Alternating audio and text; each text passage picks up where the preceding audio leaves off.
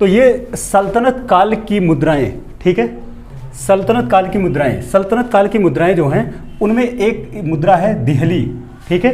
दिहली नाम से जो मुद्रा है इसको मोहम्मद गोरी के द्वारा चलाया गया था।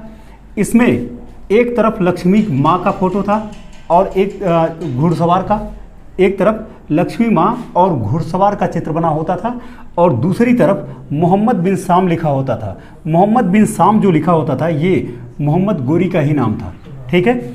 ये देवनागरी लिपि में लिखा होता था, यहाँ पर ये बात ध्यान रखना है। इसके बाद टंका और जीतल नाम की दो मुद्राएं इल्तुतमिश के द्वारा चलाई गई थी। टंका जो मुद्रा थी ये चांदी की मुद्रा थी और जीतल जो मुद्रा थी ये तांबा की मुद्रा थी। यहाँ पर ये बात ध्यान रखना है कि ये दोनों ही मुद्राएं, ये जो इल्तुतमिश था ये तुर्क था, तो पहला तुर्क शासक था जिसने ये दोनों मुद्राएं अरबी भाषा में चलाया था, शुद्ध अरबी भाषा में, ठीक है। इसके बाद चांदी का सिक्का चलवाया गया था बलबन के द्वारा।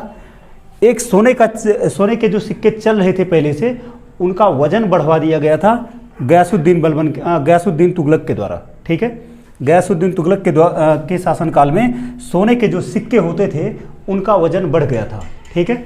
इसके बाद अदली नाम का सिक्का चलाया गया था मोहम्मद बिन तुगलक के द्वारा। उस पर कलमा खुदवाया गया था, पहला सिक्का था जिस पर कलमा खुदवाया गया था और इस अदली को टोकन करेंसी कहा जाता था। टोकन करेंसी का मतलब है प्रतीकात्मक मुद्रा, ठीक है। भारत में चलाई गई जितनी भी मुद्राएं थी उनमें पहली प्रतीकात्मक मुद्रा कौन सी थी, वो अदली थी, ठीक है। ये अदली कांसे की मुद्रा थी। कांसे एक मिश्र धातु है, ठीक है। जैसे पीतल है, जैसे चांदी है, वैसे ही चांदी तो धातु है, जैसे पीतल होती है वैसे ही कांसे होता है, ठीक है।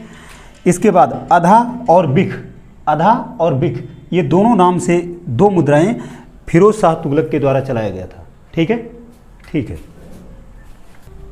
ठीक है, तो आप लोग चैनल को सब्सक्राइब जरूर कर लें। अभी और भी वीडियोज आते रहेंगे, आप चैनल को सब्सक्राइब किए होंगे तो और वीडियोज आपको मिलते रहेंगे।